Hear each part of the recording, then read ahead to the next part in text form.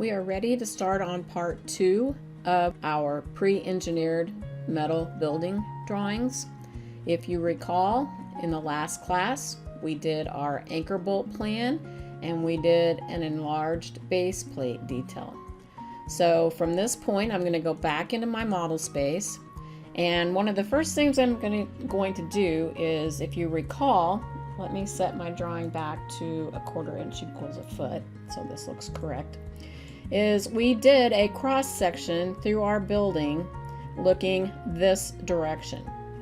So if I'm looking this direction in my building, I'm going to see my columns 1, 2, and 3. So I'm going to first just copy some of this over so that I can make it accurate in my drawing. So the first thing I'm going to do is copy my grid lines, and then I am going to copy my enlarged base plate detail. Then I'm going to copy this column, and this column, and I'm going to copy my edge of slab. That should get me enough information to get started. So I'm going to do copy, and I'm just going to copy it kind of over here to the side. Now I'm going to refer to the drawing in the textbook on page 139, and we're going to shape our building to be similar to what that detail shows. So the first thing I'm going to do is I'm going to come down here and draw a line that represents the top of my slab, and I need to match that to my object layer. And then I'm going to trim these up.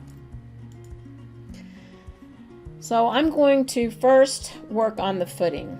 So if I go back to my footing detail in my sketch, where my column lays, you're going to see that we have a 4-inch concrete slab that has a 4-inch thickened edge slab, and we know where the edge of the concrete is at, and then we have our column and our footing, etc.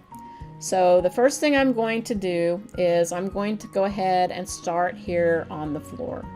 I'm going to draw in where my columns lay. Actually, I'm just going to draw in this column over here, because I can draw everything on one side and then I can mirror it to the other side. So I know my slab is 4 inches, so I'm going to use my offset and do 4 inches. Then I also know my thickened slab is 4 inches, so I'm going to do another 4 inches. And then the next thing I'm going to do is put in my base plate. So I know this is the edge of my base plate.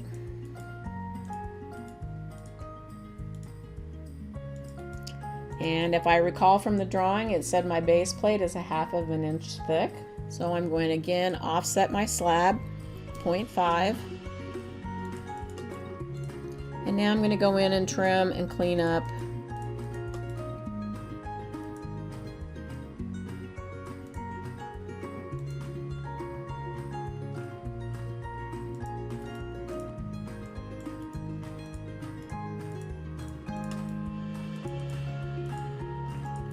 So now I have that.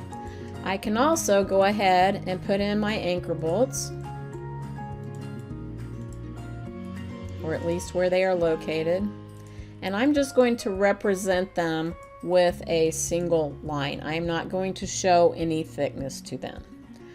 But if I read on my details, my detail notes, it says that the projection above the slab should be 3 inches. So I'm going to offset 3 inches from the slab and trim off my anchor bolts.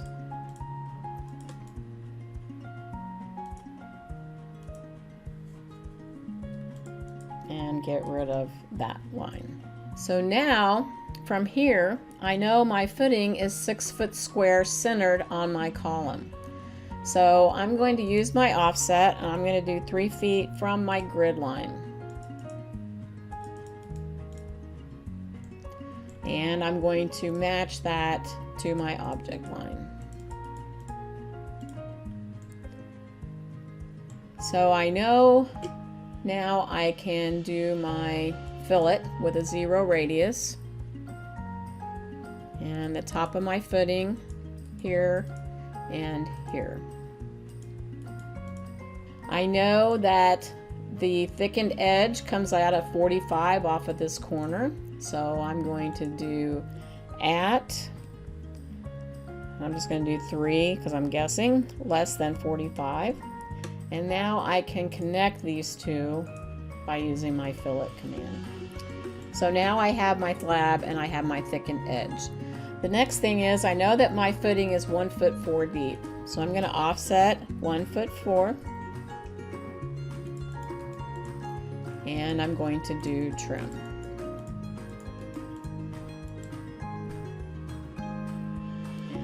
Trim off my slab here. Then I see that I have some gravel that's underneath my slab here. So one thing I want to do, because I'm just going to mirror this, so I'm going to go ahead and trim this off here at the center point, and I'm going to go ahead and get rid of my edge of slab as I don't need that anymore. And now I am going to draw another line for where my gravel will be and bring that over to here. So I have the basic configuration of the footing. Now I need to work on the details of it. So we have the 6x6 1010 welded wire mesh. That is typically centered in the 4-inch slab. If I do an offset of 2 here, and we usually represent that by a hidden line. If I click on that, and so if I go to my layers, I have a hidden line and it is red, but I want this to be a heavy line. So I'm going to create another layer, and I'm going to call it rebar, because we want our rebar, all of it, which welded wire mesh really isn't a rebar, but again, we want it to have a thickness. We want our anchor bolts to show a thickness, and then we want our rebar to show a thickness. If I remember correctly, my heaviest line weight that I set up in my print plot styles was cyan. So I'm going to change this to be cyan. And I want it to be a hidden line type. Now, again, I had not changed my detail because my overall section is going to be at 1/4 inch equals a foot. When I get ready to do my blow-ups, before I add dimensions and notes, then I will go to a different scale. So for right now, I'm going to put this on the rebar layer that I just created. And I forgot to put the S in front of that, so I'm going to go back and do that and just change the name of it. So again, everything's alphabetical. Then I'm going to match my anchor bolts to that layer. So I have the welded wire mesh in place. Now I need to finish my anchor bolts. So if I read the information about the anchor bolts, it says they are to extend to the lower 1/3 of the footing. So my footing is 16 inches. If I divide 16 by 3, that equals a little over 5 inches. I want to make sure I'm in that 5.33. So I'm going to use 5. So I'm going to offset 5 inches. And that's going to be the bottom of my anchor bolts. Now they usually return a certain distance, like 1.5 inches or 2, something like that. So again, this is kind of just diagrammatic. So I'm just going to use 2 for my number and offset.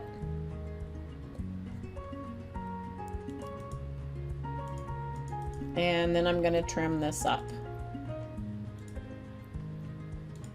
using my trim command.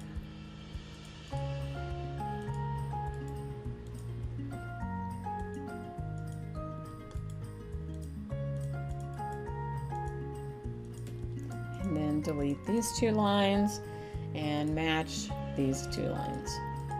So now I have my anchor bolts in there. Now we have the rebar, and it really didn't give us information on where that rebar is exactly located, so we're just going to kind of go by the sketch. If you see, it shows the first cross section of the rebar running parallel with the bottom of the footing, And so I'm just going to basically offset this 1 inch from my anchor bolt. And typically it doesn't come all the way over to the end of the footing. I'm going to offset from the edge of the footing 2 inches to stop that rebar.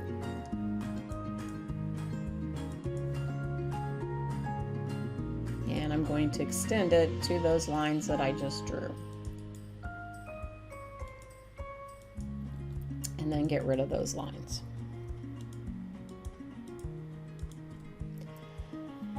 So the next is the rebar that we're actually cutting through as a section, and it says it is a number 8.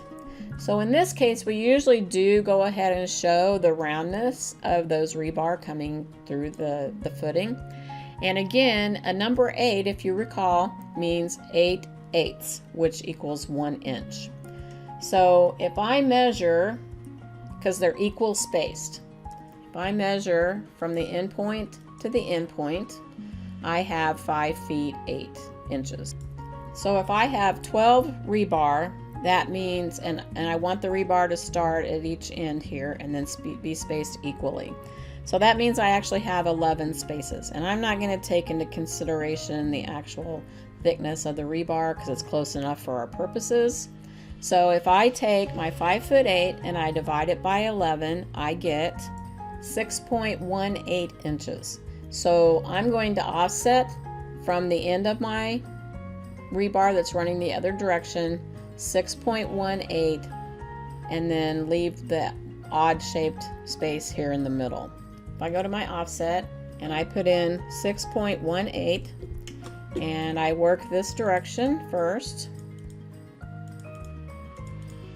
and then I go this direction, that is spaced equally enough for our purposes. Again, the rebar are 1 inch thick, so I need to probably space off of this line probably about 1.5 inches. So I'm going to offset 1.5. And now I'm going to draw a circle with a diameter at this point, and I'm going to put in 1. Now I have that rebar. The other thing we typically do here is we need to hatch this. So I'm going to switch to my hatch layer. And you'll see my hatch layer currently is set at cyan. I want to change that. I want it to be one of my lowest line thicknesses, so I'm going to change it to red. And I'm going to make that my current layer. And I'm going to use a solid hatch. And because I have other lines in here, it's going to do something like that. So I'm going to go ahead now and get rid of this line. And now I'm going to copy this at each of one of the locations that I have selected. So if I take this and I do copy and I pick like this end point as my displacement point,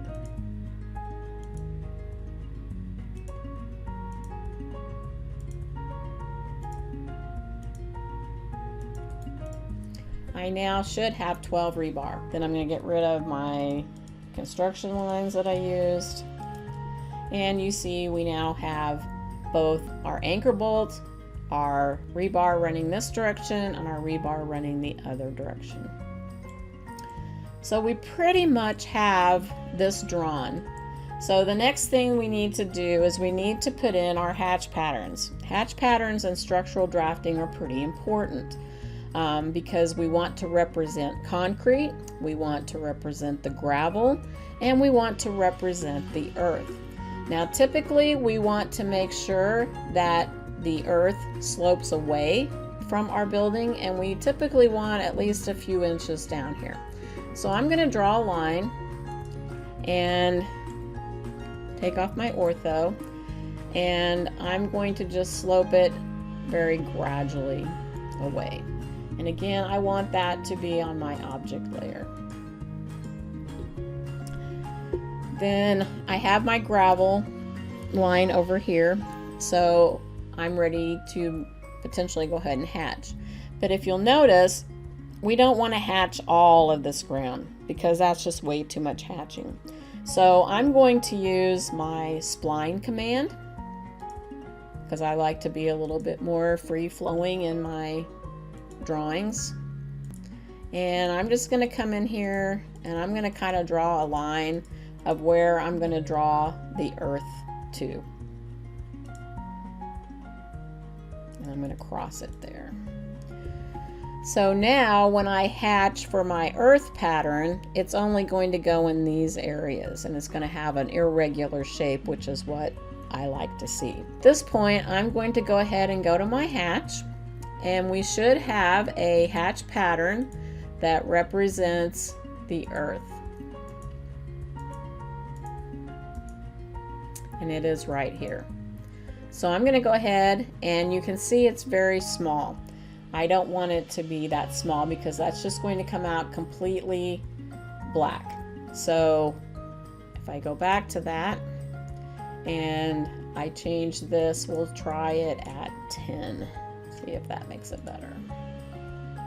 It's a little bit better, but it's probably still a little bit tight. So I'm going to change it to 15. That looks better. And pick there and say enter. So now I have my earth pattern.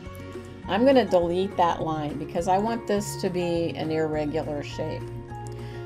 And then I'm going to do the same thing on my gravel because I don't really want to show my gravel all the way across here. So I'm going to just put a line here so I know where to stop it. And now I'm going to go back to my hatch pattern, and we have something that kind of looks like gravel right here. And I'm going to place that in there. Now it's a little bit big because it's picking up my 15 that I did before. So I'm going to drop this down to 5 because these gravels are not very big. So I want it to be somewhat true to scale. So that should work. And I'm going to hit enter. So now I am ready to hatch my concrete. On my concrete, again, I'm just going to hatch it partially across here because I don't want all that hatch in my drawing. I'm going to go to my concrete hatch pattern.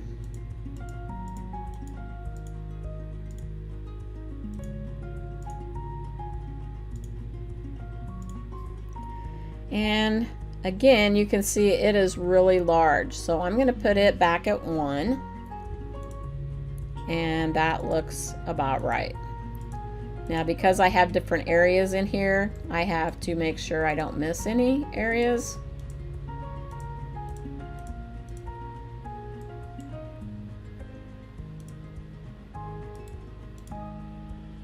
So that looks pretty good. So I have my concrete, and I'm going to delete that line out. I have my gravel, and I have my earth. I have my base plate. So I'm going to hatch my base plate, because if you look at our section over here, we are actually cutting through that base plate. I want to make sure that I show the hatch pattern in there for my enlarged detail there. Again, if I go to hatch, I have steel, which is one of the ANSI patterns. It's this one here. ANSI 32 represents steel. It's an angular pattern with double lines, probably a little bit small, so I'm going to change that to 2. That looks better. So I now have that. So I'm pretty much done with the foundation detail other than notes. So now I can go ahead and get rid of this. And the next thing I will start doing is drawing the rest of my rigid frame. And I'm going to stop this video at this point, and next up will be drawing the rigid frame.